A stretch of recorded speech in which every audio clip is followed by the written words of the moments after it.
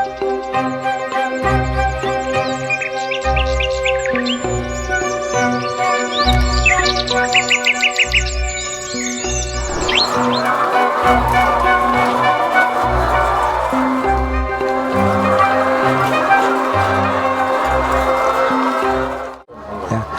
saya sebetulnya profesi saya adalah guru ya. Dulu diangkat di Ngawi, SMA Ngawi, kemudian pindah di Ponggok, SMP Ponggok. Kemudian tahun 1996 saya memulai peternak ayam karena pada saat itu di Blitar peternaknya itu tumbuh dengan baik, begitu sekat menguntungkan ya. Tetangga-tetangga banyak yang ternak, usaha ternak, makanya saya tertarik pada peternakan.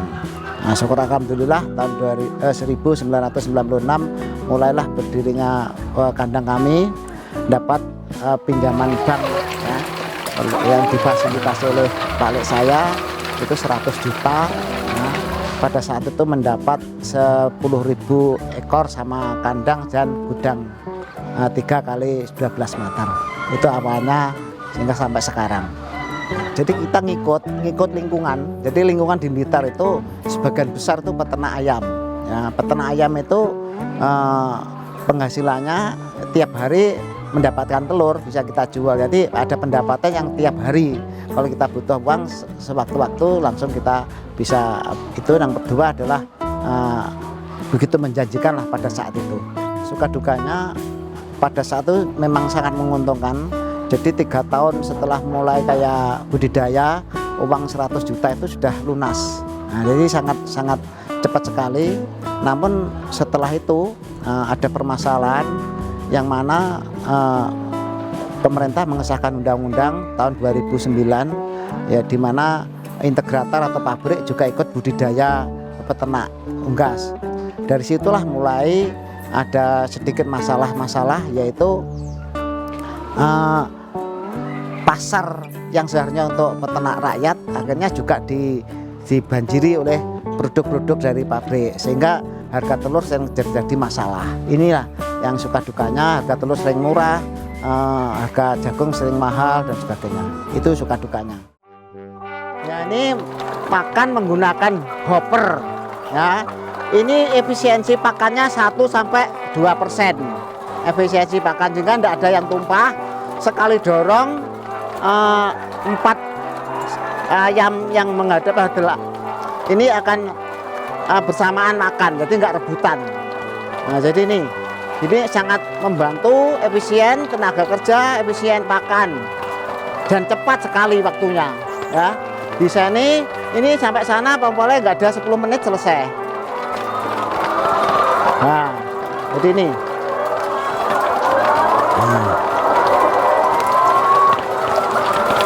nah, udah. Nah, jangan lihat ini pakannya ayamnya. Nah, ya. Ini luar biasa ini.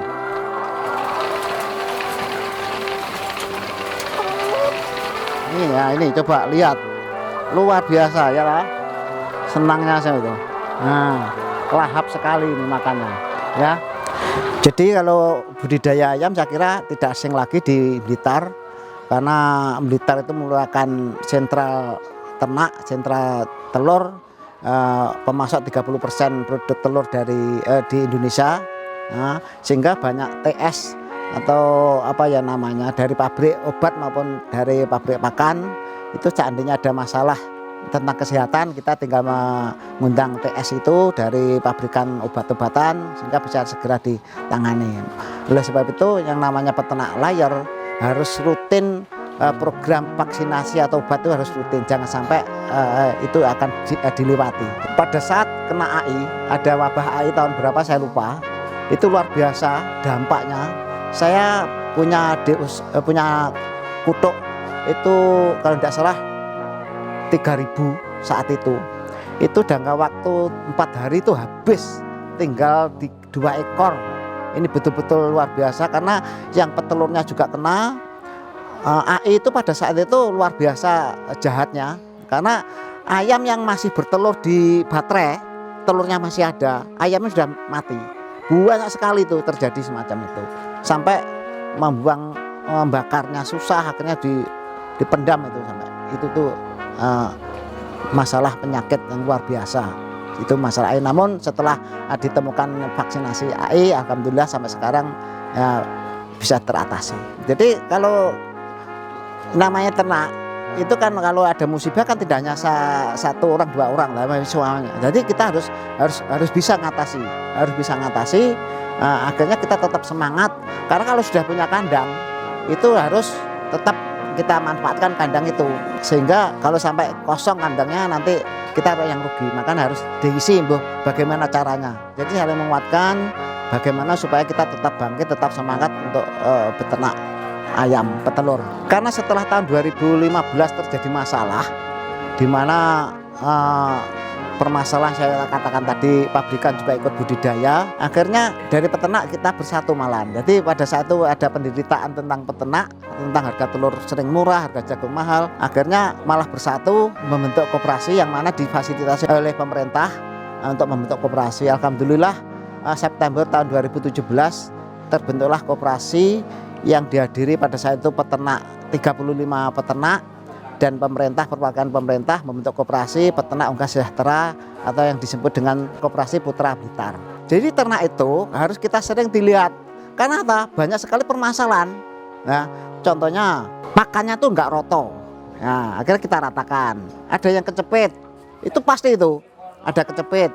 Bahkan ada yang dipatok temannya itu bahkan sampai mati. Makanya kalau kita sering lihat, kita hubungi itu mana yang kosong, yang isinya banyak kita pindah itu, dan seterusnya. Yang sakit kita keluarkan. Itu langkah-langkah supaya peternak kita tetap bagus hasilnya. Ayam itu bertelurnya sehari sekali, ya. Kemudian rata-rata pagi, ya, sekitar jam 9-10 bertelur, ya. Kemudian yang 20%-nya sore. Pakan juga sama, pakannya pagi itu 70%, yang 30% adalah sore juga. Nah, telurnya setiap pagi jam 9-10 kita ambil, ya. Jadi setiap hari pagi jam 9 jam 10 kita ambil. Nah, kemudian sore sekitar jam 3 kita ambil. Ini jadi ayam itu keuntungannya setiap hari kalau kita kasih makan akan bertelur. Nah, telurnya semacam ini. Ya, jadi itu. Nah, ya. Ayam tidak bisa bergerak kemana-mana. Yang satunya pakannya masih utuh, masih banyak, yang satunya habis, otomatis kan ya harus diratakan. Itu yang paling utama adalah meratakan pakan. Ya, setelah berdirinya koperasi, alhamdulillah kita lembaga resmi. Jadi kita berjuang bersama-sama. Jadi kalau harga telur murah itu saya pasti membuat surat resmi ke menteri, diantara Menteri Perdagangan, Menteri Sosial, bahkan pernah ke Pak Presiden langsung. Jadi kita minta bantuan ada pemerintah agar bantu menyerap telur peternak lewat apa? Ya, salah satunya lewat bansos. Dari itulah yang kami lakukan agar harga telur tetap stabil. Kami tidak menginginkan harga telur tinggi, tidak, tapi jangan sampai rendah sehingga sesuai dengan Permendak lah. Itu yang kami lakukan semacam itu. Langsung 100 juta itu 10.000 ekor. Sekarang tetap saja segitu. Bahkan sekarang tinggal 5.000. Gara-gara akhir-akhir ini kena PPKM ini, akhirnya tidak kuat, sudah banyak yang guling, yang 10.000 menjadi 5.000. Sangat berdampak adanya PPKM, orang dibatasi keluar, hotel-hotel tutup, wisata-wisata tutup, otomatis orang hanya diam di rumah. Daya beli masyarakat rendah sehingga telur tidak bisa keluar.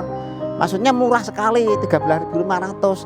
Ternak-ternak sudah tidak tahan, banyak yang gugur, banyak yang tumbang, sehingga tinggal yang tumbang sekitar 40%. Jadi sekarang itu tinggal 60% peternak yang ada di Blitar itu. Kalau dulu sebelum sekitar tahun 2000-an, kalau ada tetangga atau teman datang dari luar negeri, ya, pulang itu bawa uang, itu saya sarankan untuk ayam itu karena menjanjikan. Namun sekarang untuk peternak atau orang-orang baru tak sarankan jangan budidaya ayam karena modalnya besar, keuntungannya tidak menentu.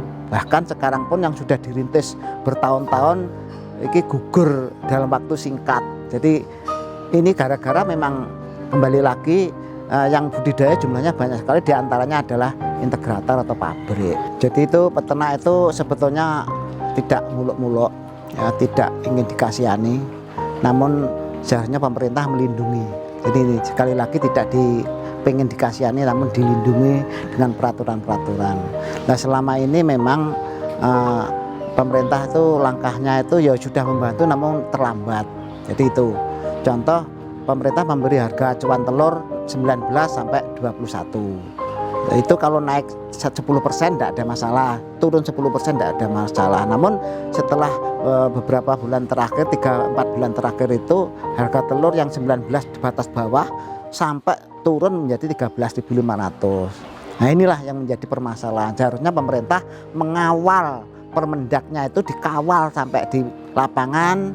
Kalau sudah melampaui 10% tadi dari toleransi itu, seharusnya bagaimana caranya untuk mengatasi. Kalau di batas atas pemerintah mudah, ada aturan, misalkan kelebihan harganya terlalu tinggi, akhirnya ada operasi pasar, itu selesai. Tapi kalau harga bawah, nah ini pemerintah sampai ditunggu-tunggu, kita protes tidak ada hasilnya, tapi akhirnya dibantulah pemerintah memfasilitasi telur itu bisa keluar Pulau Jawa, dibantu transportasi itu dari BKP, Badan Ketahanan Pangan.